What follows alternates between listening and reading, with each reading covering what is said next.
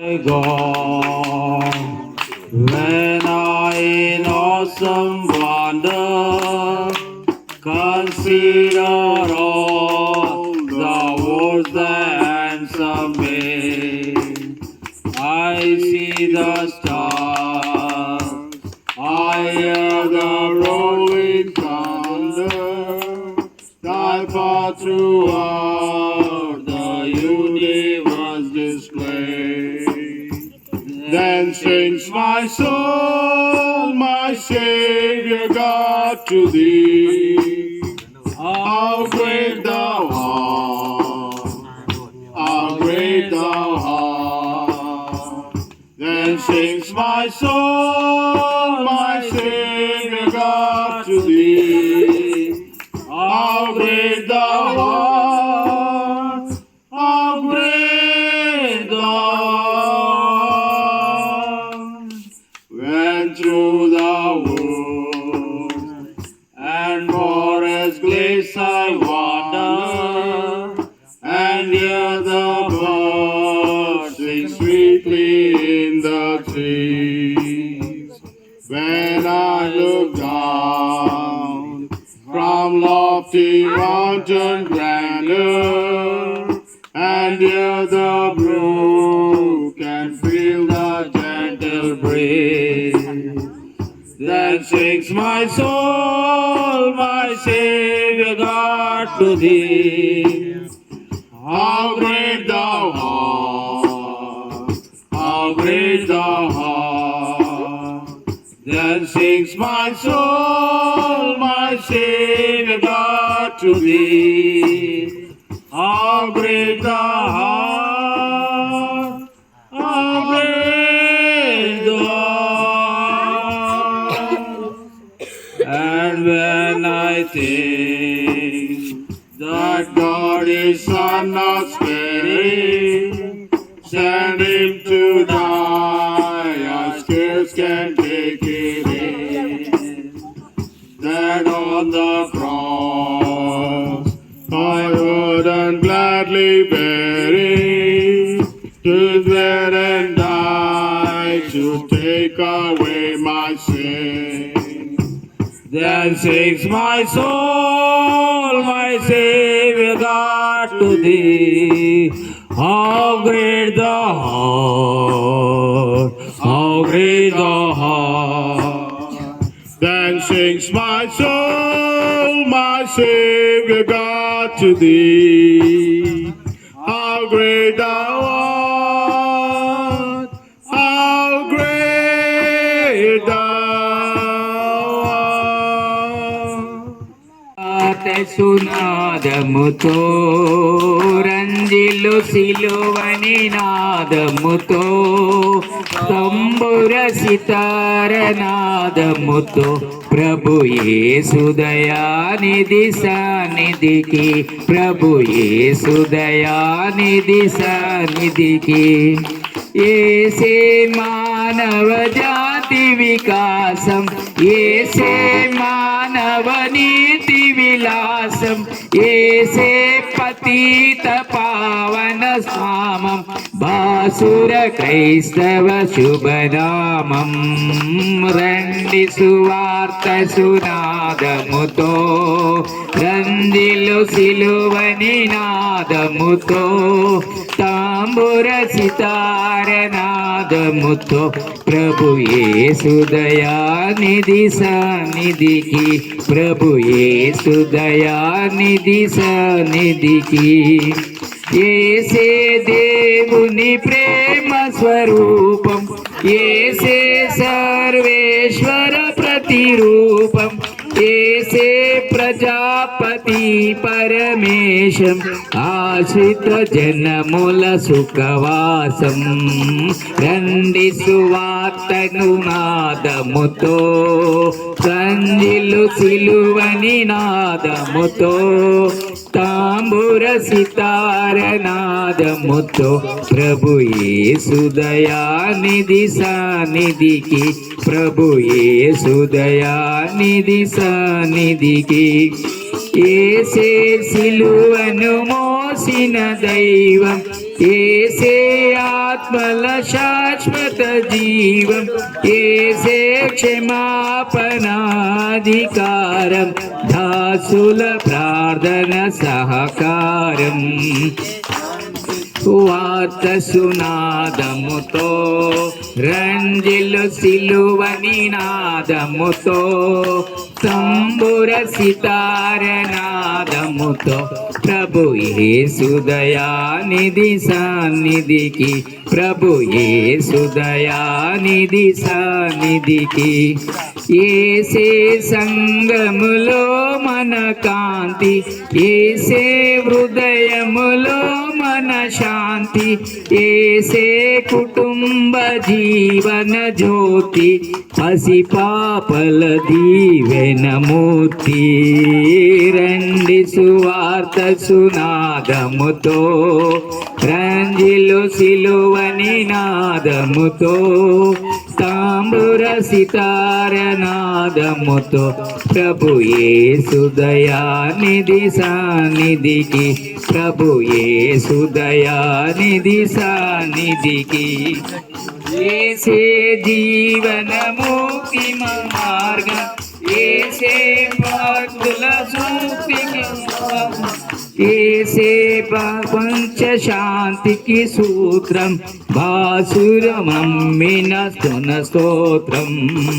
తండ్రి సువార్త సునాదముతో, రంజిలు సిలువ నినాదముతో, తాంబూర సితార నాదముతో, ప్రభు యేసు దయానిధి సన్నిధికి, ప్రభు యేసు దయానిధి సన్నిధికి.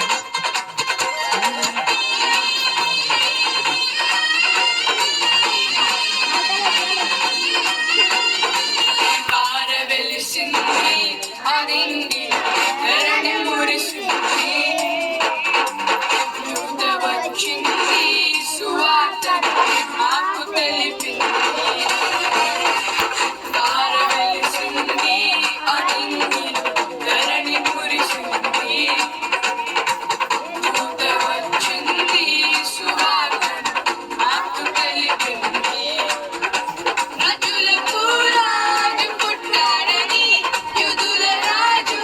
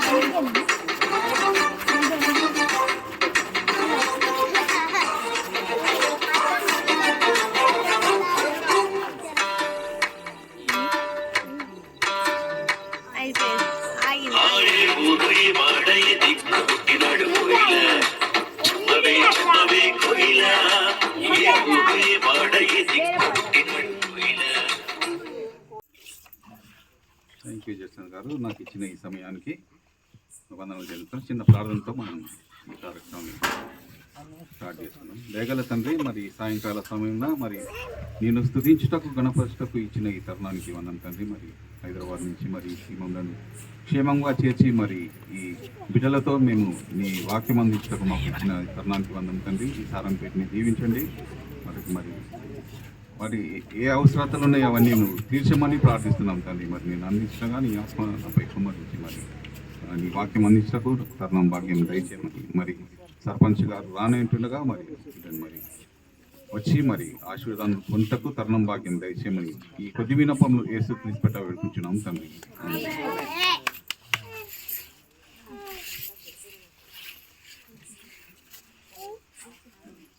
అంజయ్య గారు మంచి మాటలు చెప్పిండు ఈ గురించి. అవును, మరి ఇది దేవుని కార్యం. మేము అంత దూరం నుంచి ఇక్కడికి రావాలంటే దేవుడే మమ్మల్ని ఇక్కడికి రప్పించినాడు. మీకు కొంత అంటే మాకు అంత సమయం లేదు, కొంత వాక్యం నేను అందించాలని ఆశపడుతున్నాను. ముందుగా నేను ఇంతకు ముందు కూడా వచ్చిన ఈ ప్లేస్కి, గుర్తుపట్టారా నన్ను? ఇక్కడ లాస్ట్ టైం వచ్చిన వాళ్ళు చిన్న బిస్కెట్ ప్యాకెట్ కూడా ఇచ్చిన. ఎంతమందికి ఇచ్చిన? చిన్నపిల్లలు చేతులు లేపండి.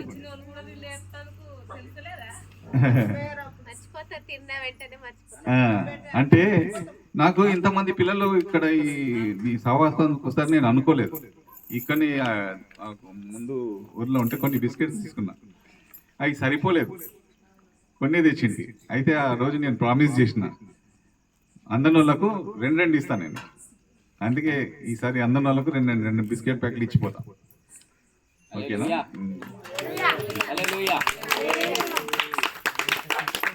ఎంతమందికి సంతోషం? రెండు ఇస్తా అంటున్నారు,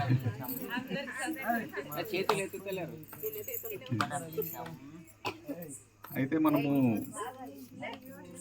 దేవుని వాక్యం పరిశుద్ధ గ్రంథం నుంచి మనం అది స్పందన ప్రకారము అప్పుడు జనులకు పాపము అది చేస్తే పాప పరిహార బలి ఇవ్వాల్సింది దేవునికి. అయితే అప్పుడు బలి ఇవ్వాలంటే గొర్రె పిల్లని వధించి ఆయనకు అది ఆ పరిహార బలి ఇవ్వలేంసింది. అయితే కొత్త నిబంధన ప్రకారం మళ్ళీ మనకు ఆ బలి ఇవ్వకుండా మళ్ళీ ఆ తండ్రి తన కుమారుని మన యుద్ధకు పంపించినాడు. ఆయనే యేసుక్రీస్తు. మనం వాక్యంలో చదివినాం కదా ఇందాక, లూకాసు వార్త 2వ అధ్యాయం 8-20. అయితే ఆయన ఒక తల్లి గర్భంలో నుంచి జన్మించి మానవ రూపంలో వచ్చి మన పాపముల కొరకు ఆయన సిలువ వేయబడ్డాడు. సిలువ వేయబడి మన పాపల గురించి ఆయన మనకు ఉచిత రక్షణ మనకు కలిగించినాడు. అయితే మరి యోహాను సువార్త 3వ అధ్యాయము 16-20 కూడా ఉన్నది. యోహాను 3:16. దేవుడు లోకమును ఎంతో ప్రేమించెను కాగా ఆయన తన అద్వితీయ కుమారునిగా పుట్టిన వాని యందు విశ్వాసం ఉంచు ప్రతి వాడును నశింపక నిత్య జీవం పొందినట్లు ఆయనను అనుగ్రహించెను. లోకము తన కుమారుని ద్వారా రక్షణ పొందుటకే గాని లోకమునకు తీర్పు తీర్చుటకు దేవుడు ఆయనను లోకములోనికి పంపలేదు. అంటే మనకు రక్షణ కలుగుటకే దేవుడు ఆయనను మన ఎదుకు పంపినాడు మానవ రూపిగా. ఎందుకంటే దేవుడు అంటే ప్రవక్తలు అప్పుడు మోసే వాళ్ళు దేవునితో మాట్లాడినారు. అంటే దేవుణ్ణి ఎవరు చూడలేదు. ఆయన ఎట్లుంటాడు, ఆయన అగ్ని అంటే దూరం నుంచి వాళ్ళు చూస్తారు. అయితే ఆయనని ఇక్కడ కిందికి వస్తే చూడండి లేమని ఆయన మానవ స్వరూపంలో దేవుడు మనకు యేసుక్రీస్తును పంపించింది మన రక్షణ కొరకు. ఇది ప్లస్ మన ప్రతి ఒక్క జీవితాల్లో కష్టాలు లేని ఎవరు లేరు. అందరికీ కష్టాలు, దుఃఖాలు, బాధలు, చింతలు అన్నీ ఉంటాయి. అందుకే మనం ఏం చేయాలంటే ప్రతి ఉదయాన్న లేయంగానే దేవునికి మొరపెట్టుకోవాలి. ప్రార్థన చాలా శక్తివంతమైనది. మనం ప్రార్థన చేస్తే ఆ దేవుడు ఆలకించి మన ప్రార్థనలకు జవాబిస్తాడు. అయితే కొన్ని ప్రార్థనలు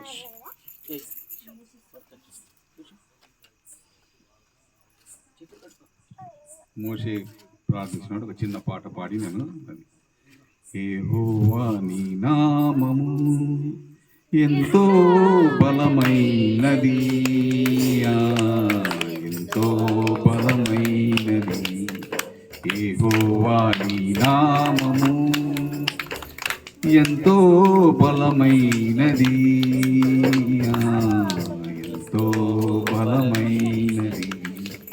యెహోవా నీ నామము. మోషే ప్రార్థించగా మన్నాను కురిపించితివి, యెహోషువ ప్రార్థించగా సూర్యచంద్రుల నాపితివి.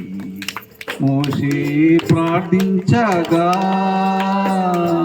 మన్నాను కురిపించితివి, యెహోషువ ప్రార్థించగా సూర్యచంద్రుల నాపితివి. యెహోవా నీ నామము నీ ప్రజల పక్షముగా యుద్ధములు చేసిన దేవా, అగ్నిలో పడవేసిన భయమేమీ లేకుండేది. నీ ప్రజల పక్షముగా యుద్ధములు చేసిన దేవా, అగ్నిలో పడవేసిన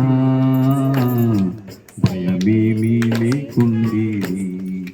యెహోవా నీ నామము. అంటే దేవుని అద్భుత కార్యాలు మరి వాళ్ళు ప్రార్థించగా దేవుడు మరి మన్నాను కురిపించినాడు. మరి మోషే ప్రార్థించగా మరి అగ్నిలో పడవేసినా కానీ ఆయన వారిని తప్పించినాడు. అదంత గొప్ప దేవుడు మన దేవుడు. అంటే మనము ప్రార్థనలో మరి కుటుంబ ప్రార్థన, మరి ఉపవాస ప్రార్థన, ఎన్నో ప్రార్థనలు ఉన్నాయి. అవి మనం రెగ్యులర్గా చేసి మరి ఆయనని స్తుతించి గణపరిస్తే మనకు ఎన్నో ఆయన ద్వారా మనకు ఆశీర్వాదాలు వస్తాయి. అయితే ఒక చిన్న స్టోరీ చెప్పి నేను ఈ చిన్న వాక్యాన్ని ముగిస్తా. అయితే ఒక దేశంలో ఒక ఫ్యామిలీ ఉన్నారు, ఇద్దరు భార్య భర్తలు ఉన్నారు. అయితే ఆయన ఒక ఫ్యాక్టరీలో జాబ్ చేస్తున్నాడు. అయితే ప్రతి ఆదివారం ఆయన చర్చికి వెళ్తున్నాడు. చర్చికి వెళ్ళి ప్రార్థించి ఆ ఫ్యాక్టరీలో వాళ్ళకు ఆదివారం కూడా జాబ్ ఉంటుందండి. అయితే వాళ్ళకి తెలిసి ఆదివారం ఈయన జాబ్కి రాకుండా చర్చికి పోతుండని ఆయన మీద అదే నువ్వు ఆదివారం కూడా రావాలా, లేకుంటే నీ ఉద్యోగం పోతుంది అంటే ఆయన చాలా బాధపడి ఏడ్చి మళ్ళీ ఇంటికి వచ్చి వాళ్ళ భార్య అడిగితే ఏంది నువ్వు దుఃఖంగా ఉన్నావు, ఏమైంది అంటే ఇట్లా అయింది ఆఫీస్లో, నేను ఇట్లా సండే ఫోన్ అందుకు నన్ను తీసేస్తామంటుంటే పరే నువ్వు ఏం బాధపడకు, మనం ప్రార్థిస్తాము, దేవుడు మనకు సహాయం చేస్తాడు, అది ఏమవుతుంది అది చూద్దాము అని. తర్వాత మళ్ళీ ఆయన పోతే లేదు నువ్వు సండే రాకుంటే నిన్ను ఉద్యోగం నుంచి తీసేస్తామంటే ఆయన నువ్వు ఉద్యోగం నుంచి తీసేస్తారు. సరే అని ఆయన ఇంట్లోనే ఉండి ఆయన చిన్న ఇట్లానే ఆయన దగ్గర అది పొలం ఉంటే పొలంలో ఆయన పని చేస్తుంటాడు. అయితే ఆ ఫ్యాక్టరీలో ఏం తయారు చేస్తున్నారు, చిన్న సూదులు, గుండు సూది ఉంటుంది కదా, ఆ గుండు సూదుల తయారీ కంపెనీ అన్నది. అయితే ఆయన ఎప్పుడు ఒక గుండు సూది ఆయన ఈ షర్ట్కి ఇట్లా పెట్టుకొని ఉంటాడు. అయితే ఆయన పెట్టుకొని ఆయన ఆడ పని చేస్తుంటే అది ఏదో పురుగు ఏదో వచ్చి ఆయన షర్ట్ మీద ఇట్లా పడితే ఆయన ఇట్లా కొట్టుకుంటాడు అన్నాడు. కొట్టుకుంటే ఆ గుండు సూది ఆయనకు గుచ్చుకొని మొత్తం అదే రక్తం అంతా వస్తుంది. ఇక వాళ్ళ భార్యకి సరే ఏమైంది అంటే ఇట్లా అయింది అంటే సరేనే గుండు సూది ఆయన దాంట్లో నుంచి తీసేసి రక్తం అంతా తెచ్చి అది చెప్పాడు. అయితే ఆయన అంటాడు, దేవా నా ఉద్యోగం తీసేసినావు, నేను చిన్న పని చేస్తుంటే ఆ పనిలో కూడా నువ్వు ఆ గుండి సూదితోటి నన్ను బాధపరిచినావు అని దేవునికి ప్రార్థిస్తాడు. ప్రార్థించినాక మళ్ళీ దేవుడు ఆయనకు ఒక అద్భుత ఆలోచన ఇస్తాడు. అరే ఈ గుండు సూది గుచ్చుకుంది కదా, ఆయన ఆలోచనలో దేవుడు ఇచ్చిన ఆలోచనలో ఆయన అది ఈ గుండు సూది అయితే ఇది గుచ్చుకుంటుంది కాబట్టి దీన్ని గుచ్చుకోకుండా మనం ఇంకోటి దీన్ని వేరే ఒక మన జ్ఞానము ఉపయోగించి దాన్ని వేరే విధంగా తయారు చేద్దామని ఆయన ఒక ఆలోచన వచ్చి ఆయన ఈ పిన్ తయారు చేస్తాడు. ఈ పిన్ అయితే గుచ్చుకోదు కదా, సేఫ్టీ పిన్ అంటది. ఇది ఓపెన్ చేస్తే గుచ్చుకుంటుంది, ఇది క్లోజ్ అవుతుంది. అయితే ఇది ఈ ఆలోచన ఆయన ఇంకొక బిజినెస్ మ్యాన్కి చెప్తాడు, సార్ నా దగ్గర ఇట్లా ఒక ఆలోచన ఉన్నది, మరి ఇది అందరికి గుచ్చుకుంటుంది కదా, గుచ్చుకోకుండా నాది ఉందంటే ఆయన అరే ఇది చాలా మంచిగా ఉంది అని ఎన్నో లక్షలు ఇచ్చి ఆయనను బాగుపడుతున్నాడు. అట్లా దేవుడు మనకు అనుకోం కానీ తెలియని రీతిగా మళ్ళీ అంటే మనం ప్రార్థించగానే మనకు ఇమీడియట్గా జవాబు రాకపోవచ్చు. ఆయన ఎప్పుడైనా మనం ఆ ప్రార్థనని చేయక ఎడబాయక మనకు తప్పక సహాయం చేస్తాడని ఈ స్టోరీ ద్వారా నేను తెలియజేస్తున్నాను. మళ్ళీ సమయం లేదు కాబట్టి నేను ఈ చిన్న వాక్యంని ముగించాలని ఆశిస్తున్నాను. Thank you.